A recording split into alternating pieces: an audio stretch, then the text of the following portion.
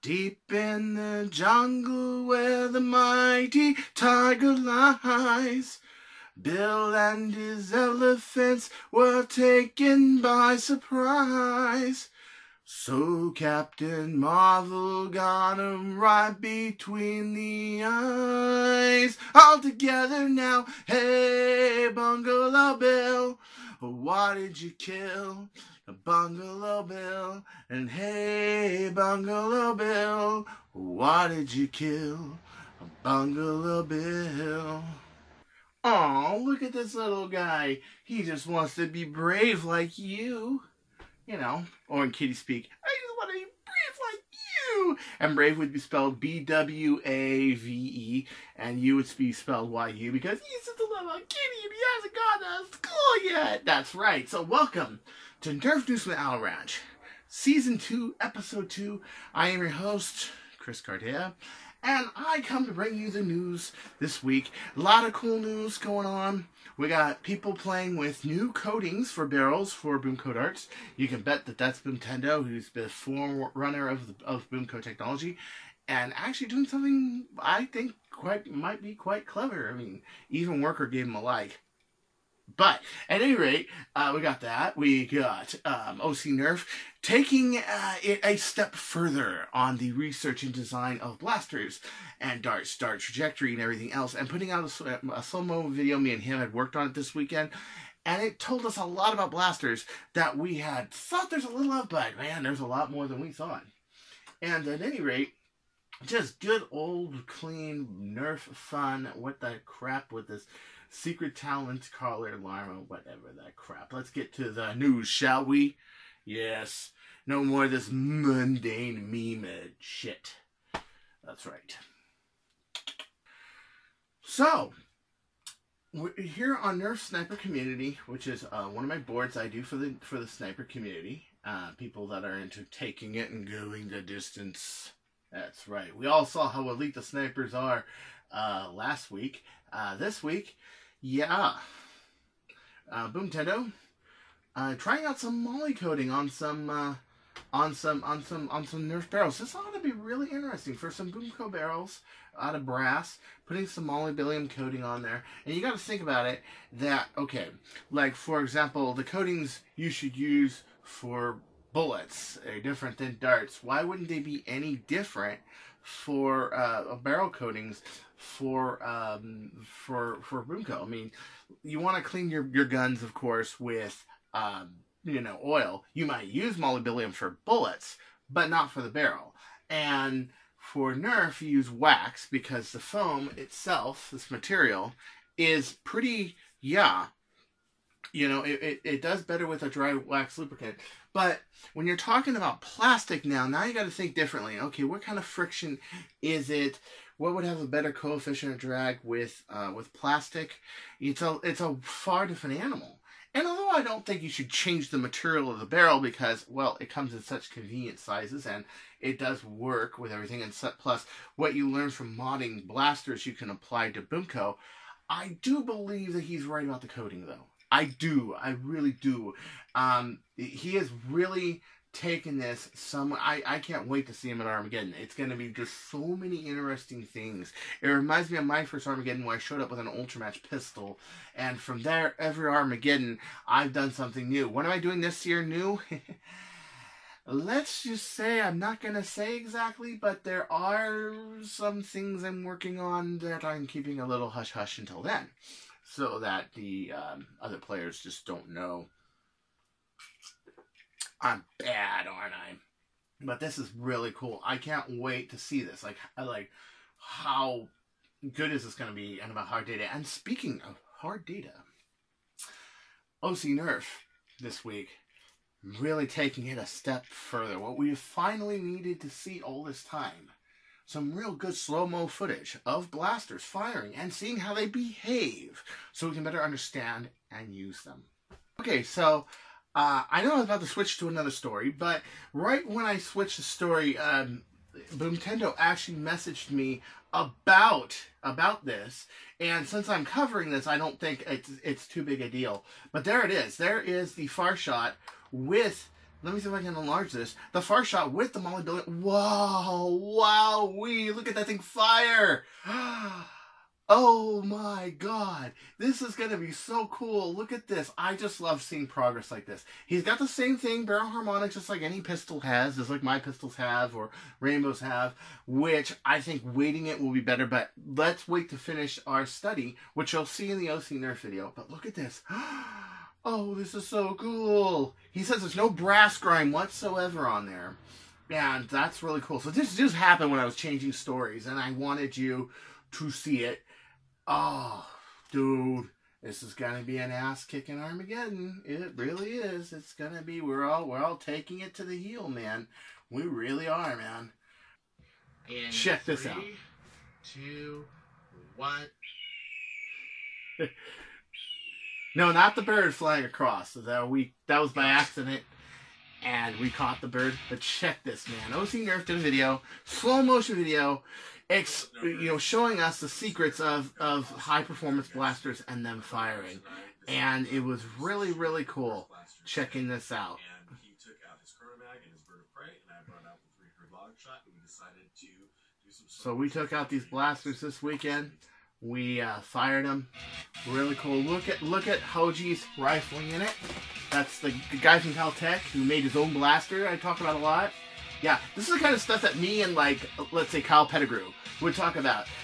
Kyle Pettigrew was one of my early influences that was into sharpshooting. But he wasn't just into sharpshooting. He was into flywheel. He was into pistols. He was in everything. Just all Nerf. He was one of my HVZ. He was a great HVZ player, too. He was one of my favorite players. And sadly, I don't see him around that much. And we're at a distance because he's down there and I'm up here. And, well, life happens. But I'm hoping to see him at more games and more stuff.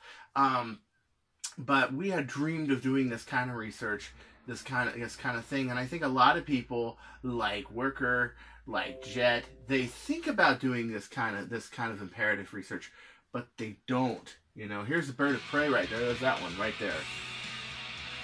Yeah, and look at that dart just fly. Look at that sucker. Dang, that's nice. I mean, yeah. It is a pistol. It is a lightweight design, and the thing just flies over. But look at that. No rifling, no nothing. Just zoom. Oh, yes. So we got to see a lot of dart behavior, including the fact that this has a lot of hop to it. And the reason it has a lot, and I'm always pointing a little down when I fire, but the reason is because, well, it's got the recoil of that dart. Plus, the blaster has a downward kind of a plunger design where it's slightly low. And his 300 long shot, this kind of shows why a heavy build has its advantages. There's a reason why, like, the Barrett is, like, literally, why it's 30 pounds. And it is because, well, so yeah. But you can see just how stable and how steady the blaster is. Because it's a long shot, it has all this space in there. And just how nicely the dart travels. How it spins, how it flies, how it works. He's got a Merlin on there. And it's just moving it very slowly through the air. But you do see it, that little bit of right hand. Small amount, but look how straight that is and how nice that is. That 16-inch barrel and Merlin. Like this is having a 16-inch barrel and Merlin on it. And it was really cool to do this kind of empirical study with this phone that can do 960 frames per second. Because we can see it. Plus, there was a really nice, I don't want to show it, I want you guys to see it. Really nice slow-mo of that. Firing from the side, and you can see the spring action and the dart flying out perfect in time. Ooh, man. But it did give me a lot of motivation to make that consistent. Because it does fire consistent. It does fire really nice. Today, for example, I put out a video, and I was putting out a video on the 105 Merlin. And you will notice that, okay, that didn't happen in one shot, but I'll tell you what happened. One, the aim point of the dart, which is why, like, when I changed this to, like, FNJs at Ragna, the aim point was totally different. Well, that's because the barrel movement's totally different, But I had to find the aim point, and I found it. It was about a couple inches higher. And so I had to sight for that. Then I put in the coin, and the first shot I got the shot, right? So I want to be clear that a lot of times I don't get the shot the first time, but there are reasons I don't get the first shot. Today I was shooting really good. The first shot I did try to get, I got. Unfortunately, I didn't have the window open, and you couldn't see the quarter. So then I opened the window, but the quarter was sideways like this, and I got it the second time, but I grazed it, and you can barely see it move. But it did move. I did hit it, but I just grazed it on the side instead of a direct impact. So I got up my lazy ass, twisted the coin around, and yeah. So you can see it in that video. And then the third one, the third shot, that's the shot that I actually got. But the accuracy was still incredible, and I couldn't believe that worker darts actually worked. So from this, I got a lot. From like Hoji's unit, I got a lot. Realizing that, you know, the lower quality darts do need a longer rifling unit. I can get away with 48 millimeters or 60 millimeters of rifling. But the higher quality darts need more stabilization. And I took Bird outside. I think I'll do a part 2. I took Bird outside, and oh man, just so stable, just flying so stable and so nice, even with ACCs, which I used to find those deplorable. Now it's like, wow. So my opinion can change if technology happens, and this highly influenced this. That and a really fucking brilliant guy from Caltech who makes rifling units. I will put his Etsy store in the link. It will make rifling units on Etsy, and they are absolutely phenomenal. For the Chronomag, the Chronomag with this rifling unit is in there, and what I was most impressed with, we didn't shoot most of that because most of the questions were about that blaster, was this blaster and how straight it fired. I mean, with a 3D printed rifling unit, where a Merlin's okay for it, but I don't know, for some reason, it just, Merlin's not right for this blaster. It just isn't. It's right for a long shot. It's right for a bird of prey. It was definitely designed for the short pistols and the long range snipers, but it's not for a field blaster like this. No, it really isn't. I'm starting to come to that conclusion, and maybe I'm wrong. Maybe the 105 will work on here. I originally designed this for long shots and chronomags. But you can see, just like Schoon, my team, OC Nerf, me, we're into really objective tests and objective modding, and really looking at the direction of taking this where it's going, not by fads or blasters you can take apart easy, okay, whatever, but I mean by actual improvement of performance, reliability, and accuracy. I mean, really, we're snipers, that's what we do, okay? So it's important as a marksman for that. So this is a really good video, really nice video, well done. I wanted to point out while I'm on here, one of my friends, and Blaster Smiths, which used to be the Turf Forum, how do you get on these? Well, you got to get invited, of course. He built himself he built himself an Ultra Match, baby. Oh, yes. He's only running 11K, but he says it just shoots like a dream. It's a Grey Trigger, because this is Australia. He actually gave me a Grey Trigger Star Shot once, which is really cool. I still have it. It's, well, which one is it? Oh, this one. Yeah, this one. Right here. Yeah. He gave me a Grey Trigger. It's the only Grey Trigger one I had. And it's kind of funny. This thing shoots, like, really terrible. Let's see if I can find a dart. Because it's, like, for Australia, like, that prime is, like, just, it's too easy. You know, I can sit here and...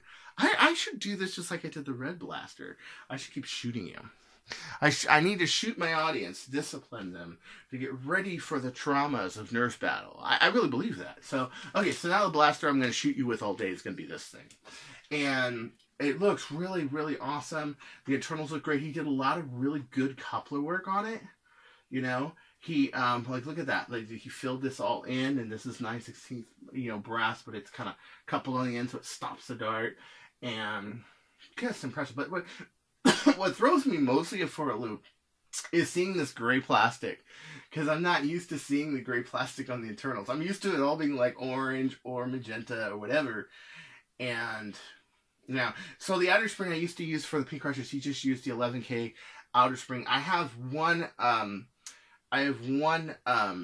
video where I made a Pink Crush just for that, for a friend named Anthony Vitug, another old schooler like Kyle. that I haven't seen play, and him and his brother were outrageously great players. I mean, outrageously great players. Hey, Kyle, you wanted to mention, here you go. I'm saying you're an outrageously great player. You're always going to be an outrageously great player, and I would really like to see you again. I'd love to see you again. I'd love to see you play. And Anthony, too. Anthony and Andrew Vitug. I would love to. We call them the AA brothers, and those guys were lit, man. Yeah, but you can see this right here. Just great work. Just excellent work, you know. So that's basically the coupler on the front, and then that gets, I think that gets bonded to that, but I mean on mine it does. It's bonded. But yeah, it's just, you know, it's really cool to see people just carry the torch, you know, carry the torch and take it further. Like, you moved up the plunger tube and everything. Yeah, it's moved up that far. That's just bitching. That's just so sweet. Look who came back. We're not worthy. We're not worthy. We're not worthy. James, you know, Chris James, we're not worthy. I'm so glad to see you again. A month ago, was asking what happened to Jangular. How is he doing? How are things going? I haven't seen him. He was going to leave for a couple months and nobody saw it or anything. But it was really good to see him again, to see his friendly face. I hope he's doing really well. Who the fuck disliked him 3 times? You motherfuckers. Sorry. Yeah, he's getting a like for sure. I am so happy, you know. And to see him, he's still in the sport, he's still playing BTA, he's still doing really cool. I mean, he plays like a Matrix from the Agent. He does. I saw him play, and I was absolutely impressed with this. But there is something else I want to bring up in this, about this video, that I found extraordinarily important, and I guess there's been problems at HVZs.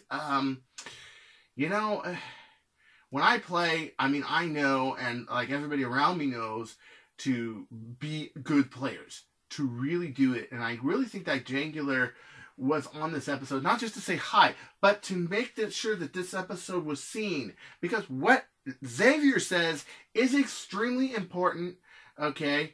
Alright, you feckless sacks of zombie chow, listen up, because I'm going to hit you with some rhetoric.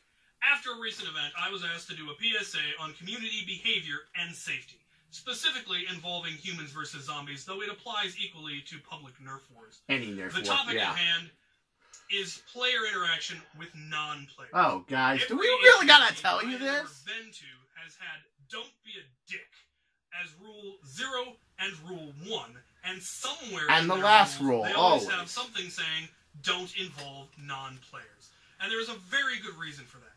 Players know what's going on. They know the rules. They have signed the waiver. They have agreed to be involved. They have accepted the rules. Was that HVZ Non-players really that bad? have not. I mean, I'm sure not And every single player. And so involving Was them not bad, but intentionally, not obviously, only is a dick move, it's potentially dangerous. shooting them, taunting them, everything. I mean, I've always heard player interaction as in, we got guys outside the field radioing with binoculars telling us where the zombies are. Okay, that was back when I started playing HVZ. We called that player involvement. What he's talking about is like, really? Come on, man. You know, we share players just like everywhere else. We can get frustrated with people. If anybody remembers that one video where we were playing in that park in Orange County, and we were setting up the field for a CTF match, and these 2 people just started playing soccer in the middle of it, and I had to call them out on it and say, hey, look, you know, can you play over there? This park is a huge park. There's like that area and that area, and it was actually areas that were more appropriate for playing soccer because it was actually a wider area with no trees. They were just doing it to get on our nerves, you know. People do that to get a little passive aggressive. They don't like the whole, you know, adults playing with toys things, or things that used to be toys and they're not toys. They are things that need to be respected, and they, you know, and he made a really good point in here too. And you really got to watch this video, not just because of Jangular coming back, but also he's right. This could trigger a shooter response, an active shooter response On several levels. It's against the HVZ rules, and so you can and should be removed from the game if you are intentionally involving non-players.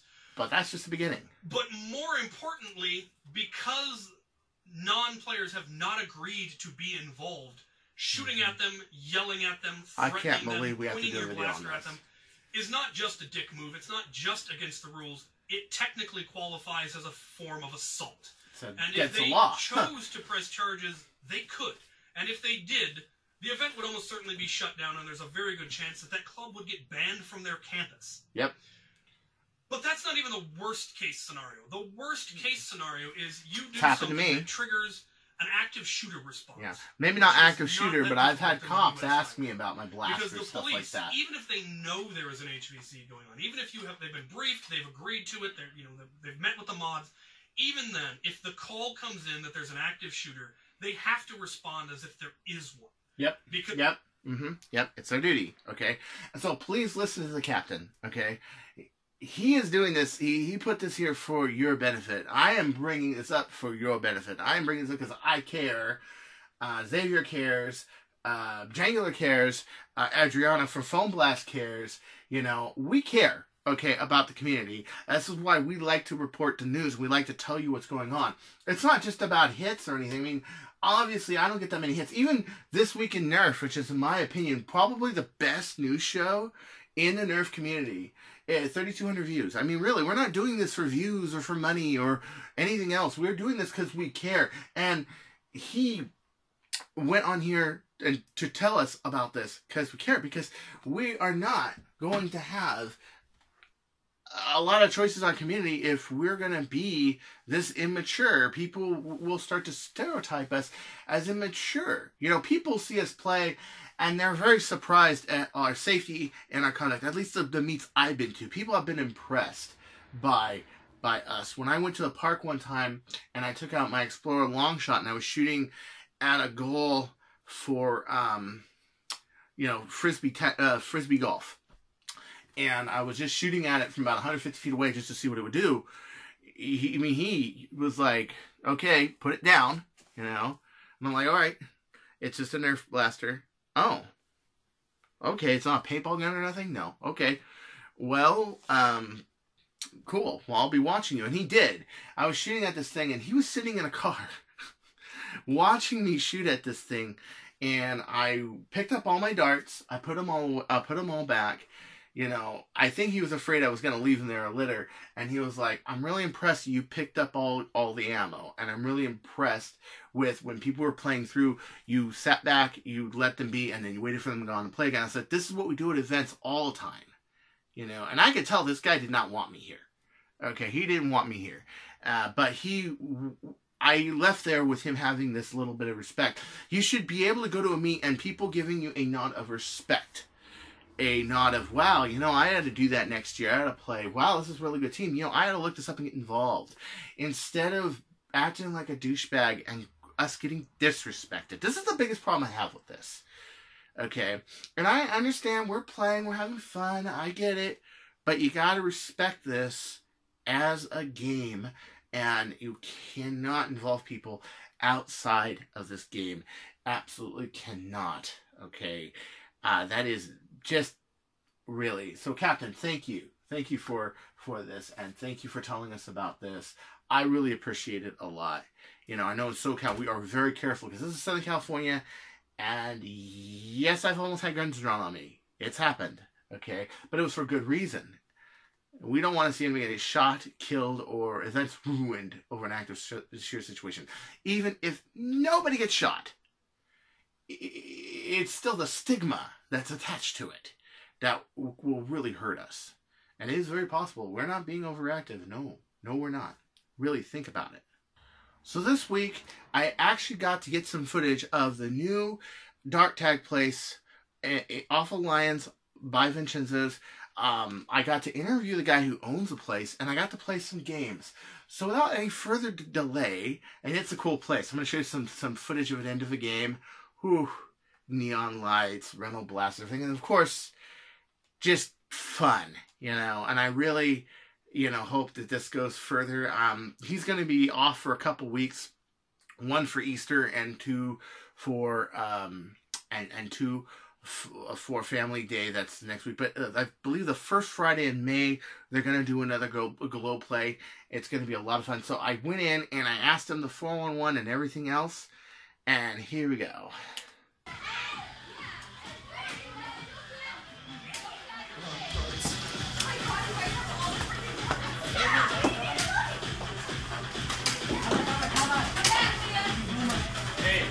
like 3 people left. What? 5.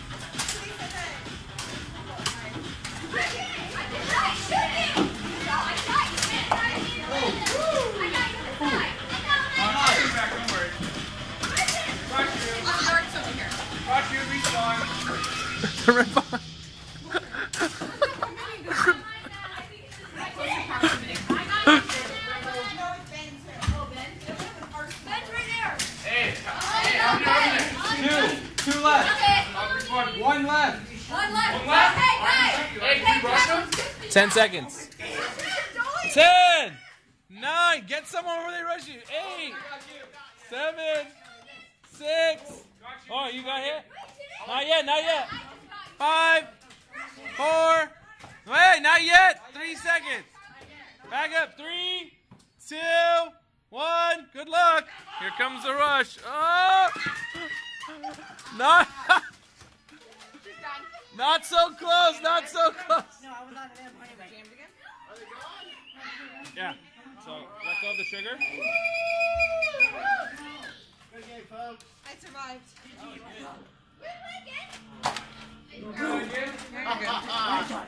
Yeah. Victorious. Victorious. Our team wins. So this is Patrick here, and we're about to do Patrick capture flag. He is the owner of Tag Ops, and this is his wonderful glow night. Every Friday we do this. Check Facebook to find out what it is, and you ought to come by. We're going to interview him in a second, but for right now we're going to play another game. We're going to play some capture the flag. Capture the flag. Oh yeah, look at this mighty crowd of Nerf warriors. Woo! So don't you go changing or I'll find you. So this is Patrick from Tag Ops right here. Hello. He's our fine proprietor, our owner of this place. And tell us about a little bit about what you're doing here.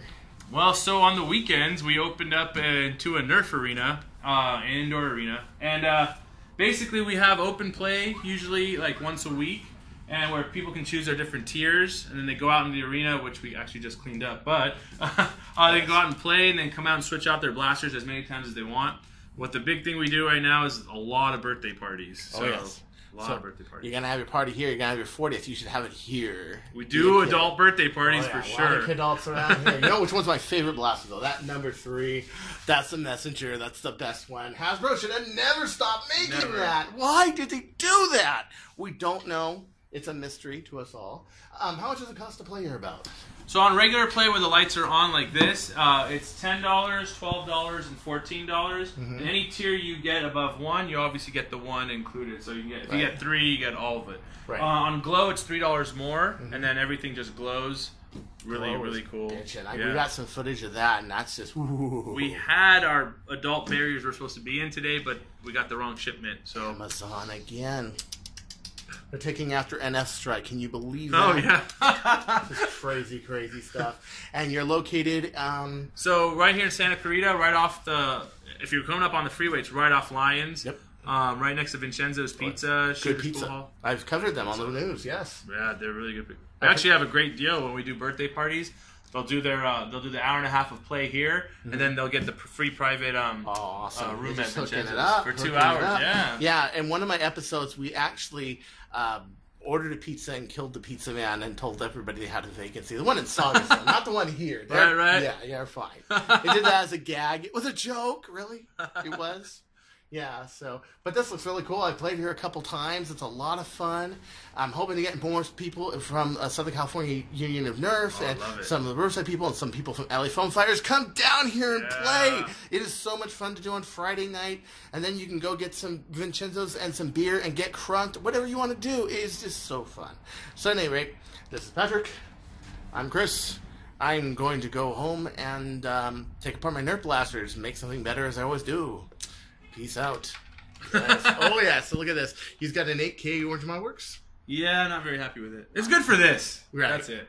Yeah, you got to get in the Steel Breach. Oh, we're gonna do. We're planning adult leagues in the summer. Oh, yeah. Cool. So, there's that. Awesome. Very cool. We can get some players for that, too. That'll be awesome. Yeah, I'll help you with that. Totally. Right on. All right, so back to the news. Yeah, isn't that just cool? I really hope to get more player area places like this. I mean, this is a martial arts studio, but it's also converted to play dart, to play Tag Ops, dart tag. So Tag Ops in Valencia, dude, awesome, just awesome.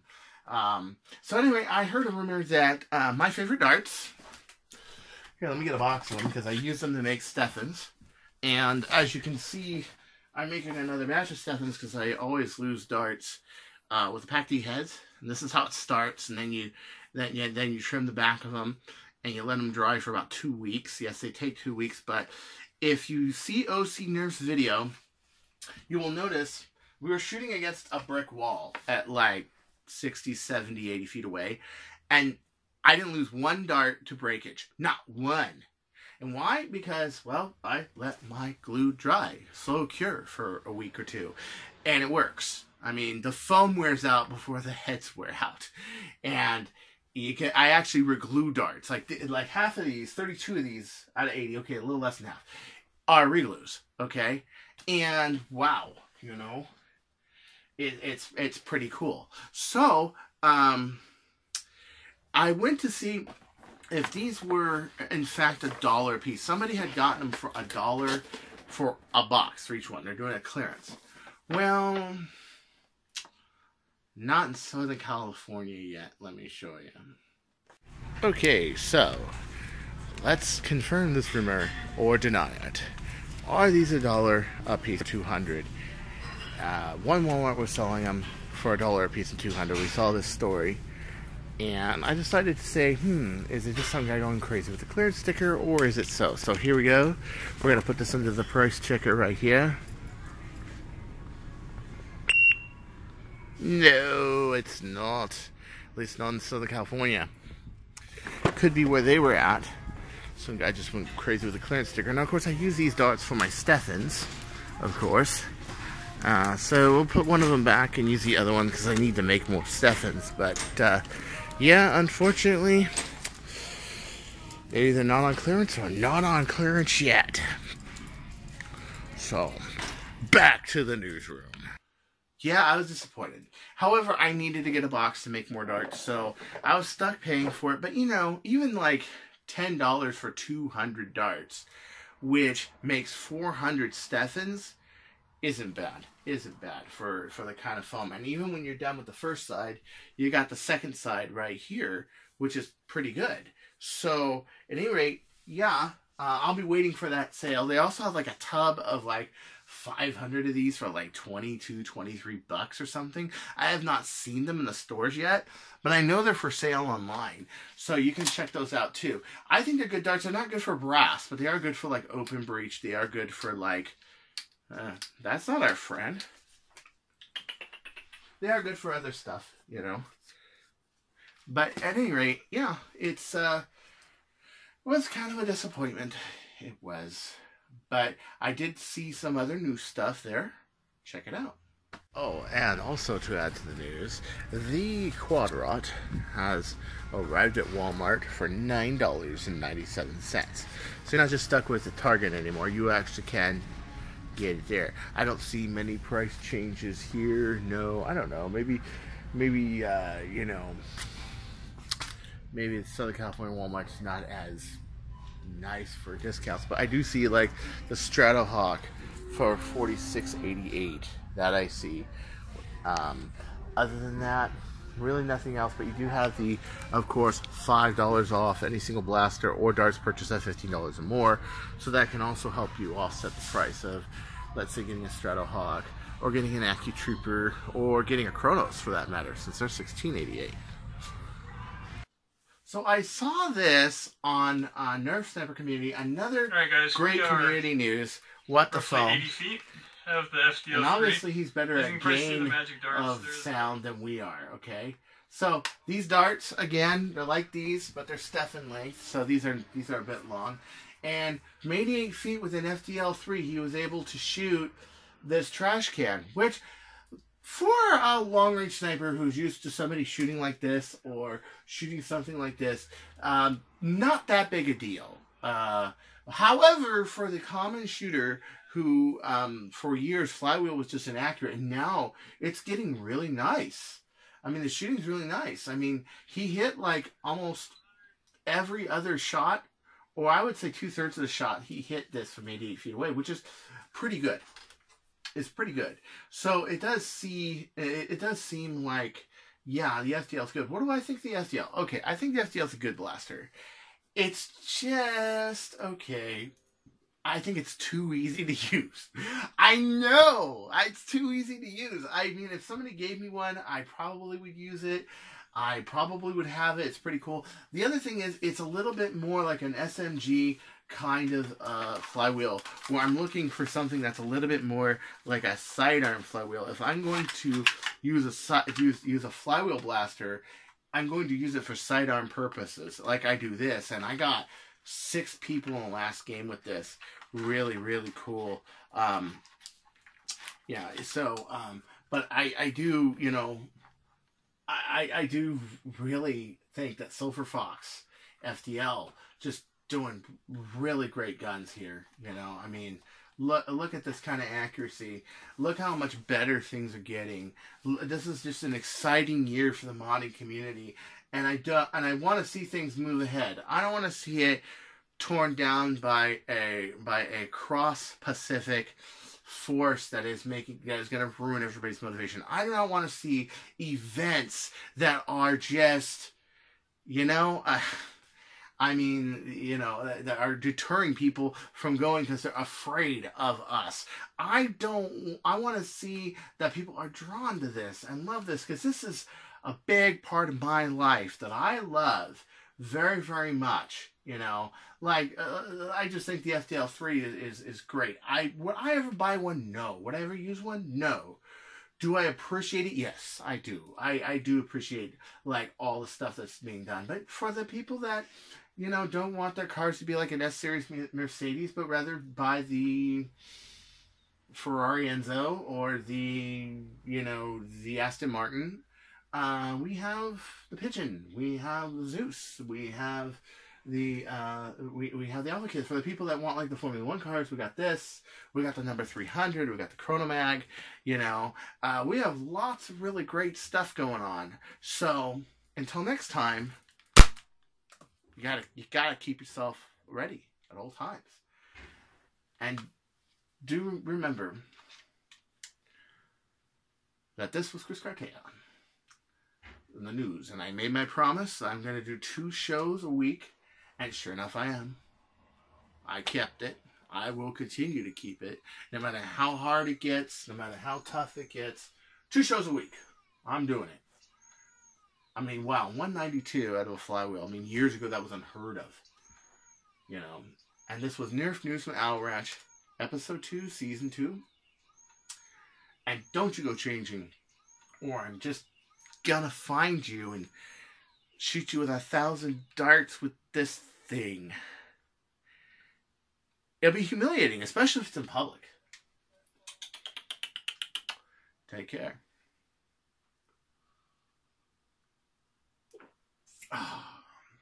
Computers. Well, that's a TV, but computers. Hey, Los Angeles. Have your groceries delivered in about 30 minutes. Yummy.com. Yummy.com! Woo! Oh, I don't give a shit about these guys, though. Sorry, you're getting skipped. Oh, I can't skip you.